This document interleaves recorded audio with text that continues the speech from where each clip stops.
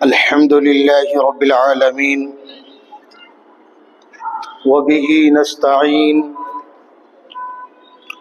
والصلاة والسلام على شمس الهداية واليقين سيدنا محمد وآله وأصحابه أجمعين. أما بعد فأعوذ بالله من الشيطان الرجيم. بسم الله الرحمن الرحيم. من عمل صالحا من ذكر أو أنثى وهو مؤمن فلنحيينه حياة طيبة ولنجزينهم أجرهم بأحسن ما كانوا يعملون. وقال النبي صلى الله عليه وسلم: لا طاعة لمخلوق في معصية الخالق، أو كما قال صلى الله تعالى عليه وسلم. صدق الله رب العالمين وصدق النبي المصطفى الأمين، ونحن على ذلك لمن الشاهدين والشاكرين، والحمد لله رب العالمين. اللهم صل على سيدنا ومولانا محمد وعلى آل سيدنا ومولانا محمد وبارك وسلم.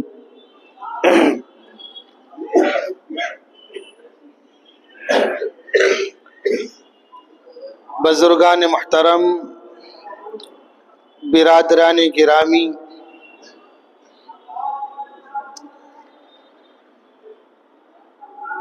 جیسا کہ گزشتہ جمعہ کو وعدہ کیا گیا تھا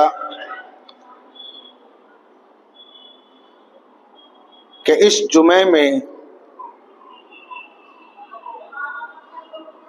ہماری جو تقریبات ہیں نکاح وغیرہ کی،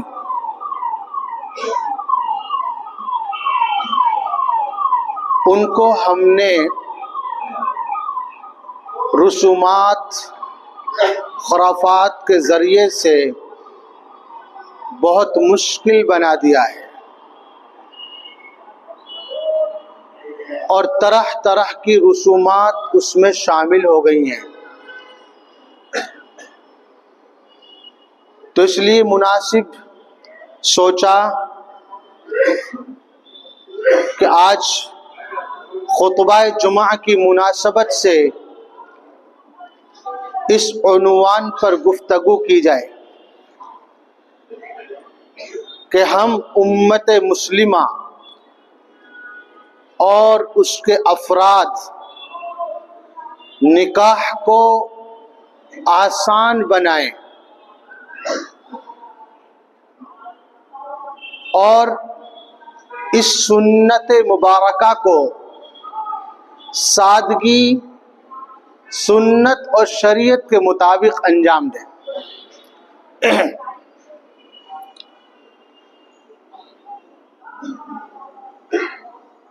شریعت مطہرہ میں نکاح بہت آسان رکھا گیا ہے، اور شریعت نے اس کو آسان بنانے کی ترغیب دی ہے.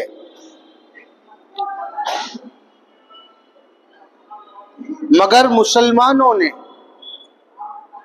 خصوصاً امت مسلمہ کا وہ طبقہ جو اہل ثروت ہے، صاحب حیثیت ہے، مالدار ہے، وہ اس سنت مبارکہ کو جو نہایت آسان تھی مشکل بنانے میں اپنا ایک غیر اخلاقی کردار ادا کر رہا ہے.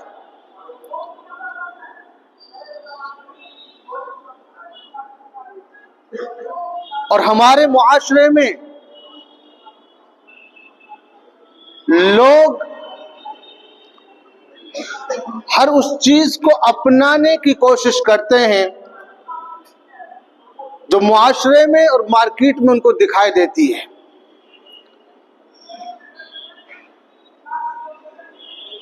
کیوں نہ ایسا ہو کہ وہ لوگ جن کو اللہ تبارک تعالی نے مالی وسعت عطا کی ہے، اللہ تعالیٰ نے اپنے فضل سے ان کو نوازا ہے، وہ نکاح جیسی عظیم سنت کو، عبادت کو سادگی کے ساتھ انجام دیں جو سینکڑوں نہیں ہزاروں لوگوں کے لیے ایک مثال بن جائے. اس سے کتنی وہ بچیاں جن کے ماں باپ اس کڑھن میں مبتلا ہیں کہ آخر بچی کے ہاتھوں کو شادی کی مہندی میں کیسے رنگا جائے، ان کے ہاتھ کیسے پیلے کیے جائیں اور ان کا نکاح کیسے کیا جائے تو ان کے لیے بڑی آسانی ہو سکتی ہے. آج ہمیں معلوم ہے ہر علاقے میں، مسلم علاقوں میں کئی بچیاں ایسی ملیں گی کہ جن کے ماں باپ کے پاس اپنا ذاتی گھر نہ ہونے کی وجہ سے، پیسہ نہ ہونے کی وجہ سے ان کی بیٹیوں کی عمریں 35 سال 40 سال 50 سال اور بڑی عمر کو پہنچ گئی ہیں، یہاں تک کہ ان کے بال سفید ہونے لگے ہیں. وجہ یہ ہے کہ ان کے غریب ماں باپ کے پاس دینے کے لیے اپنی بچیوں کو کچھ نہیں ہے.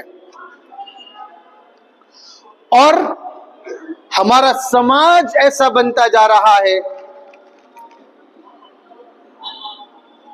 اکثریت کہ وہ گرتے کو اٹھانے کے لیے تیار نہیں، اور وہ لوگ جو خود حیثیت رکھتے ہیں ان کے ساتھ وہ کھڑے ہوئے نظر آتے ہیں. اگر سماج میں ایسا ہو جائے، غریب بچیوں کی شادی کی فکر کی جائے، ان کے نکاح کے انتظامات کیے جائیں تو کس قدر بھلا کام ہوگا. کتنی بے حیائی اور کتنی ایسی چیزوں سے جو معاشرے کو دیمک کی طرح کھا رہی ہیں ان سے بچا جا سکتا ہے. آج ہمارا نکاح بس وہ رسومات کا نام رہ گیا ہے. جو ہمارا نکاح ہے صرف رسومات کا نام رہ گیا ہے. اپنی بنائی ہوئی رسمیں یا غیروں سے آئی ہوئی رسمیں، صرف ان کا نام ہم نے نکاح دے دیا ہے. اور اللہ معاف کرے، نکاح کا لفظ تو 5% یا 10% لوگ بولتے ہیں. ہماری زبانوں پر چڑھ گیا ہے شادی شادی شادی، اور شادی کا ایک مفہوم اور ایک مطلب اور ذہن میں جو اس کا ایک تصور ہوتا ہے وہ یہ ہوتا ہے کہ یہ بارات، یہ کھانا، یہ پینا، یہ خرافات، یہ فلاں چیز، یہ لینا، یہ دینا، یہ جہیز، یہ ان کے مطالبات، یہ سب چیزیں. تو ایک بہت بڑا ایک گٹھڑ ہے رسومات کا، ان سب کو ادا کرنے کا نام شادی ہے دماغ میں. کتابوں کے اندر، احادیث مبارکہ میں، اللہ کے مقدس قرآن میں نکاح نکاح نکاح ہے. ہماری بچی کا نکاح ہے، ہمارے بیٹے کا نکاح ہے، فلاں تاریخ کو نکاح ہے. بس کارڈ میں رہ گیا ہے نکاح مسنون، باقی زبانوں پر شادی چڑھ گیا ہے. اور شادی وہ ذہن میں ایک ایسا لفظ گردش کرتا ہے کہ بہت ساری چیزیں ہوں گی پھر یہ شادی وجود میں آئے گی. نکاح تو بڑا آسان تھا، شریعت نے اس کو بڑا آسان بنایا، مگر وہ نکاح اب ایک تجارت بن کے رہ گئی ہے، تجارت۔ ایک لڑکے والا ہے، ایک لڑکی والا ہے، یہاں دونوں کے آپس میں بہت سارے لین دین، بہت ساری رسومات اس سب طے کی جاتی ہیں، گویا کہ بکرا اور بکری کو ذبح کیا جاتا ہے اچھے طریقے سے۔ اگر میں کہوں اور میں حق بجانب ہوں اس بات کے کہنے میں کہ نکاح کے اندر شاید کوئی چیز ایسی ہے جو سنت کے مطابق ہو رہی ہے، ورنہ تو سارے رسومات ہی رسومات ہیں، بلکہ نکاح تک کو، جو نکاح بالکل پاک چیز ہے، عبادت ہے، سنت ہے، برکت ہے، رحمت ہے، اس کو بھی ہم اپنی رسومات کے اندر ایسا بنا دیتے ہیں کہ خود نکاح نکاح سا نہیں لگتا، بلکہ ایک تماشا سا بنا ہوا نظر آتا ہے۔ ہم بتائیں کون سی چیز ہماری سنت کے مطابق نظر آتی ہے؟ منگنی سے لے کر، مایو سے لے کر، رسم حنا سے لے کر اور اپٹن سے لے کر، یہ ساری رسومات سے لے کر اور جوتا چرائی تک اور دودھ پلائی تک، یہ کون سا اسلام ہے؟ اسلام میں ان چیزوں کا کوئی تصور نہیں ہے، اسلام میں ان چیزوں کا ہرگز کوئی تصور نہیں ہے۔ آپ پڑھ کر دیکھیں، اللہ کے دین میں کسی کتاب کے اندر یہ چیزیں نہیں ملیں گی، یہ ہم نے بنائی ہوئی ہیں۔ اگر آپ دیکھیں گے کتابیں کھول کر، قرآن سے پوچھیں گے، احادیث مبارکہ سے پوچھیں گے، صرف ایک لفظ نکاح آپ کو نظر آئے گا، لیکن اس نکاح کو بڑا مشکل بنا دیا گیا ہے۔ اگر میں رسومات کی بات کروں تو ایک لمبی فہرست ہے اس کی، لیکن شاید کہ کسی کے بات سمجھ میں آئے اور ان رسومات سے اپنے آپ کو نکالے آدمی۔ آج کل ہماری منگنیاں بڑے دھوم دھام سے ہو رہی ہیں، اتنے پیسوں میں کئی نہیں دسیوں غریب لوگوں کی شادیاں ہو سکتی ہیں، درمیانی جتنے میں ہماری ایک منگنی ہوتی ہے۔ پھر گانا بجانا، رقص و سرور کی محفل، یہ سب چیز کتنے بڑے عذاب کو دعوت دینا ہے اللہ کے۔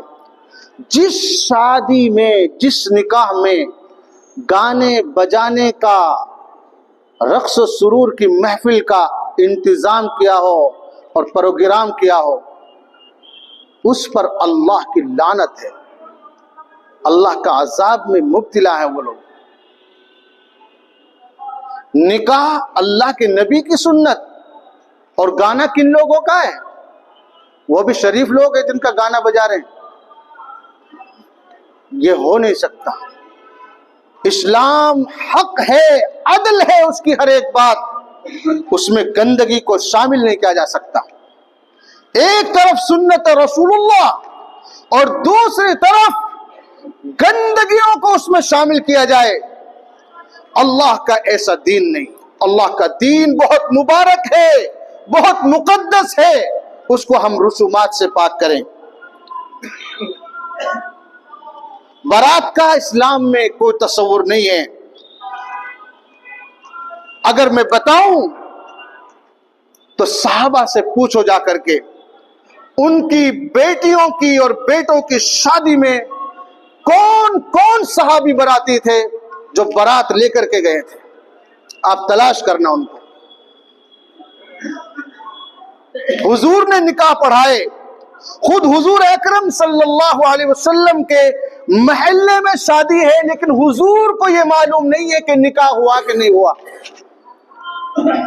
عبد الرحمن کے کپڑوں پر رنگ دیکھا تو پوچھا کیا رنگ کیسا ہے؟ یا رسول اللہ نکاح کر لیا تھا۔ وہ تو چاہتے تھے کہ رسول اللہ ہی پڑھاتے، لیکن حضور کو معلوم تک نہیں ہے इतनी सादगी है इस्लाम के अंदर। जरा तारीख तो उठाए, पाकीज़ा तारीख असलाफ की और सहाबा किराम रिजवानुल्लाह अलैहिम अजमाइन की, पता चलेगा कि निकाह कैसे होता था, कितनी सादगी से होता था। न कोई जहेज है, न कोई जहेज का मुतालबा है, न कोई तस्वुर है। ऐसी मिसालें आज भी मौजूद हैं, मगर खाल खाल कम नजर आती है इक्का दुक्का, कि जिन्होंने ये कह दिया हो हमारे घर में जहेज के नाम पर एक चम्मच तक लेना गवारा नहीं, हम उसको निकाह का हिस्सा ही नहीं समझते। ऐसा इस्लाम पेश करें हम, और अपने पैसे को बचाकर कारोबार में, अपनी बिजनेस में और अपने दूसरे कामों में इस्तेमाल करें, जिससे हम ताकतवर बन सकते हैं। ये जहेज का मुतालबा, ये फकीराना मुतालबा है। क्या समझते हैं हम कि जितना बड़ा जहेज देगा इतना मालदार आदमी, इतनी इज्जत। इस्लाम की रूह से अगर देखा जाए, जितना बड़ा जहेज उतना बड़ा फकीर है वो। मांगना है तो आटा मांगिए, पैसा मांगिए। आटा मांगने वाला, 2 रुपए मांगने वाला, 5 रुपए मांगने वाला छोटा फकीर है इस्लाम की नजर में, और जहेज मांगने वाला उससे कहीं बहुत ज्यादा गुना बड़ा फकीर है। इस्लाम की बातें ये सिर्फ सुनने के लिए नहीं, अगर अल्लाह की कसम हमारी जिंदगियों में ये आ जाए तो मुआशरा एक पाकीज़ा मुआशरा हो और लोगों के लिए आसानी पैदा हो गई हो। रस्म हिना के नाम पर कितनी बड़ी बड़ी महफिलें, कार्ड छपवाए जाते हैं कि मेहंदी का कार्ड है। ऐसी दावतों में भी नहीं जाना चाहिए। और हद तो उस वक्त होती कि हमें बताया नहीं जाता। मुझे पिछले साल एक साहब ने दावत दी और वो मेहंदी की रस्म की दावत थी, मुझे पता ही नहीं। लेकिन अल्लाह का करम यह हुआ, मैं उस दावत से बगैर खाना खाया आया, क्योंकि मुझे भूख ही नहीं थी। मैंने सिर्फ पानी जरूर पिया था वहां, अल्लाह के करम से। और मैं उस दावत में गया, मुझे इल्म बाद में इल्म हुआ। मैंने अल्लाह का शुक्र अदा किया कि मैंने खाना नहीं खाया। ऐसी दावतें हमें देने की जरूरत नहीं है। अशराफ को, नेक लोगों को दावत देने की जरूरत नहीं है।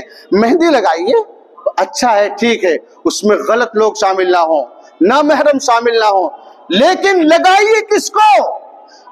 औरत को जायज करार दिया मेहंदी लगाना, मर्द को नहीं, हराम है।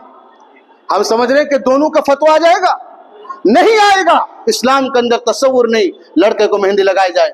इधर हम देखते हैं शायद कोई साल में कोई एक निकाह ऐसा आया हो जिसमें दुल्हे को मेहंदी न लगी हुई हो। औरतें बन रही हैं, मर्द अल्लाह ने बनाया है, तो मर्द का दर्जा है, औरत का दर्जा है। जो चीज आपके, तो जब आप मेहंदी लगा सकते हैं तो दुपट्टा भी एक ओढ़ कर आइए ना, एक दुपट्टा भी लगाइए, बहुत खूबसूरत आएगी। गलत है, गलत है, हराम है। चाहे पैरों में लगाए जाए, चाहे नाखून में लगाए जाए, चाहे गोल गोल दायरा बनाकर लगाई जाए, चाहे नाम लिखा जाए, मर्द के लिए हराम है मेहंदी लगाना।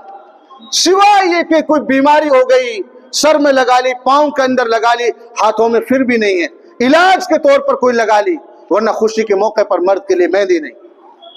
और हम कितनी बड़ी बड़ी रस्में कर रहे हैं, रस्म हिना और मेहंदी के नाम पर।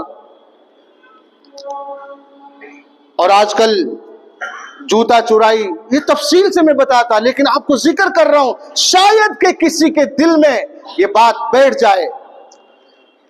सेहरा बांधना, गजरा पहनना, सेहरा और बड़ा बड़ा हार पहनना, हमें निकाह के वक्त यूं कहना पड़ता है, भाई इसको अब तो उतार दो, चेहरा तो दिखा दो। आप औरत नहीं है, पर्दे में नहीं है कि आपका चेहरा मुबारक भी नजर नहीं आ रहा, चेहरा नहीं दिखाते। मर्द का चेहरा खुला हुआ होना चाहिए, खुला हुआ, औरत का चेहरा छुपा होना चाहिए। लेकिन अफसोस, इस कदर गंदगी फैली मुआशरे में, दुल्हा का चेहरा छुपा हुआ है और औरत का खुला हुआ है। ऐसी भी बड़ा वो देखा हमने, औरत बाकायदा उसका इस्तेमाल किया जा रहा है, दुल्हन का, आगे पीछे उसको हाईजैक करने वाले कैमरामैन मौजूद हैं जो सबसे पहले उसको देख चुके हैं। آپ یوں کیجئے، آپ یوں کیجئے، آپ پیچھے ہٹیے، آپ آگے آئیے، آپ مسکرائیے، یہ کیا ہو رہا ہے؟ خدا کی قسم اللہ کا غضب ہے، اللہ کا غضب ہے۔ اپنی بیٹیوں کو، اپنی بہنوں کو کبھی ایسا ننگا نہ کرو کہ ان کو غیروں کی نظریں دیکھیں اور ان کے اس طریقے سے فوٹو کھنچوائے جائیں اور ان کی تصویر کشی ہو اور ان کی ریل بنائے جائیں۔ اور میں تو یہ کہتا ہوں کہ ہمیں ایسے نکاح کی بالکل ہمیں دعوت نہ دی جائے۔ اس میں نقصان ہمارا ہے نا، جس میں پٹاخے ہوں، جس میں ڈھول تاشے ہوں، جس میں ناچ گانا ہو، اور یہ ساری چیزیں یہ بنائی جا رہی ہوں، لڑکیوں کو ایسا کیا جا رہا ہو، ہمیں اس نکاح کی بھی دعوت نہ دی جائے۔ ہم اپنے گھر میں صحیح ہوتے ہیں، علماء اگر ٹھیک رہیں گے اپنی جگہ پر حق بات کہہ سکیں گے، اگر علماء بھی ان ایسی غلاظتوں میں شامل ہو گئے تو پھر امت مسلمہ کا کیا ہوگا؟ وقت ہو چکا ہے، انشاءاللہ یہ موضوع چلے گا، انشاءاللہ آئندہ جمعہ کو ذکر کروں گا کچھ اور باتیں۔ اللہ تعالیٰ سے دعا کیجئے اللہ رب العالمین ہمارے نکاح کو ہمارے لیے آسان بنا دے اور امت مسلمہ کو شریعت کا پابند بنا دے۔ وآخر دعوانا الحمدللہ رب العالمین۔